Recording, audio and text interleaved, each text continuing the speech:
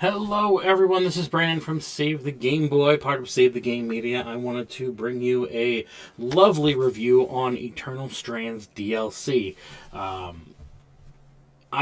did not know that there was a roadmap that they were able to put out that gave us information on what they were planning on. So needless to say, I want to show that to you guys because it was a huge surprise to me.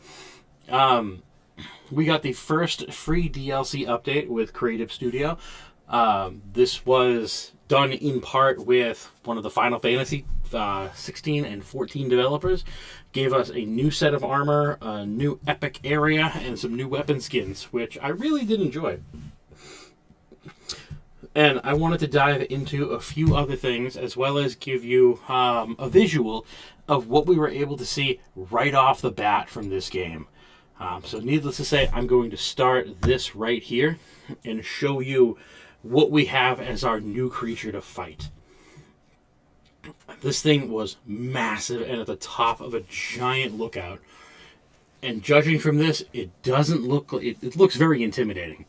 And it honestly really was the first time I had to fight it. It's gazing up at the stars. It's on an area called Starlight Cape, which looks like it was an abandoned observatory.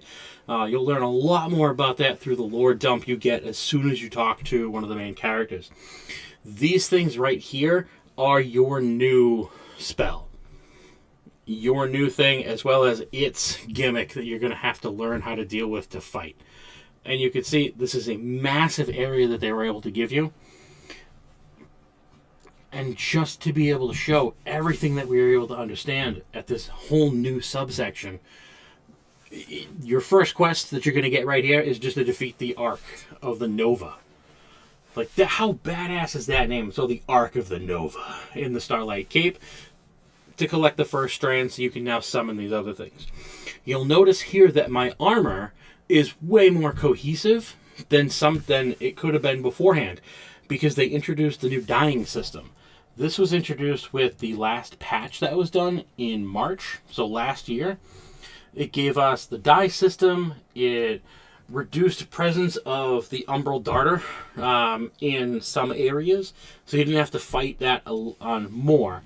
No inventory loss on Death from Falls, which was awesome in this area because it was nothing but me shooting myself off of the edge trying to find more codex points.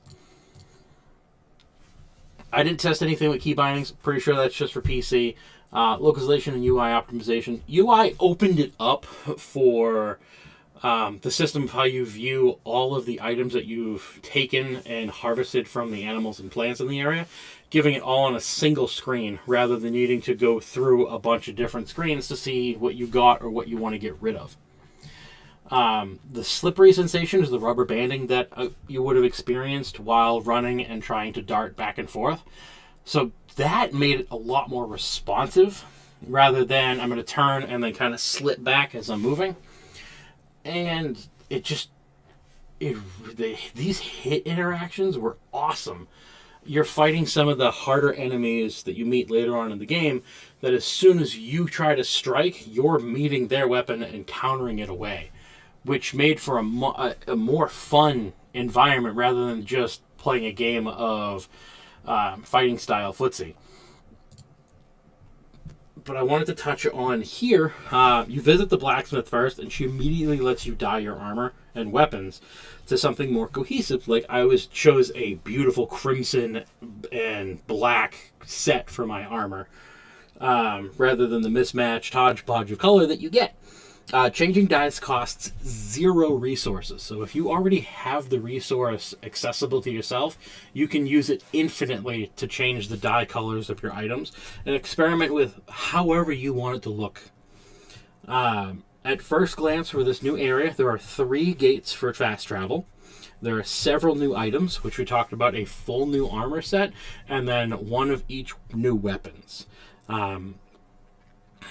Which you get a new fire sword, a new ice arrow, and a new kinetic greatsword. And more codex pages to find throughout. There are 23 codex pages.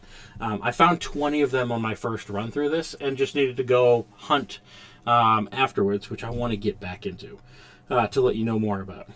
The area was very fun to traverse in terms of how you're able to circle the island and then the vertical climb that you're going to take to get to the observatory.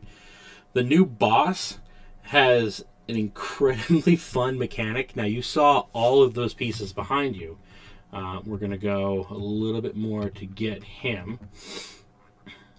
These each represent the elements. So let's get that back. Each of these is going to represent the elements. So you're looking at, from left to right, fire, kinetic, and ice. And it's going to repeat those twice, because if it's not nice, it's not done twice.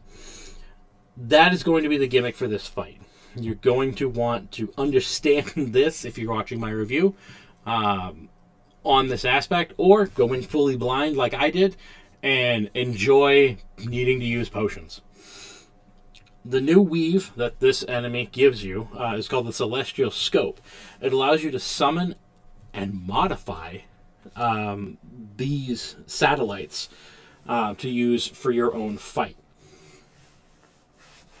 If you attack it with fire, it's going to change to the fire one. You attack it with ice, it's going to change to the ice one. That's beauty in the coding and how they made this weapon fully modular for the types of build that you like to use.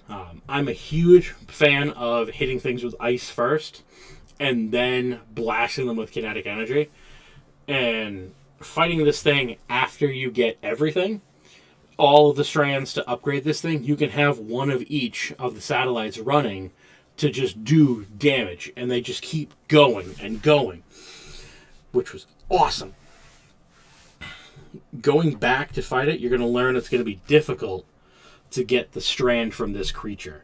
I'd like to try to do it blind to see if I can figure out how, but I was a little too aggressive, and that caused me not to get the strand excised out of it.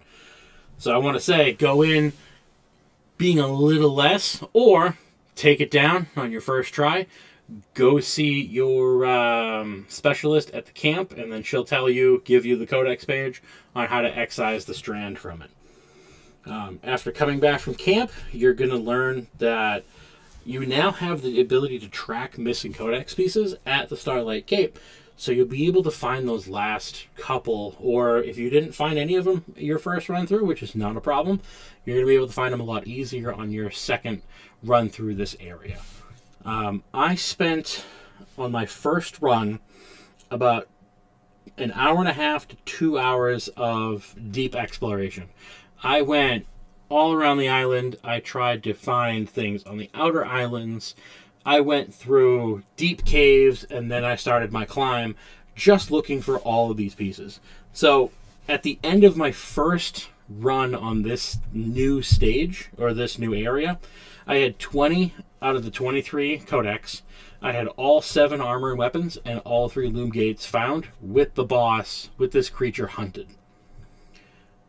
So it can take you about 2 hours if you're going to go hardcore at it. It could take you a half hour if you want to just go hunt. This is a great piece of addition, because not only because it's free, but because it shows how much care that Yellow Brick is putting into wanting this game to be that much more fun for us to replay. Yes, you're playing the same game, but you are now able to build your own strategies, change your dies, make yourself look the way you want it to look in cutscenes. And this is just going to be a prime example of how the character movement felt for me right off the bat. So you can see here that we have a new empty slot, and I have everything maxed out. Because why wouldn't I? I spent enough time to platinum this game. And I just needed to get my bearings since it's been a few months since I did my first review. But you can see how much attention to detail was put into this map, as well as outside of the islands that you're working with. So I give this a 9 out of 10 for DLC, even if it was a little short. But we're not looking for length and longevity with free DLC.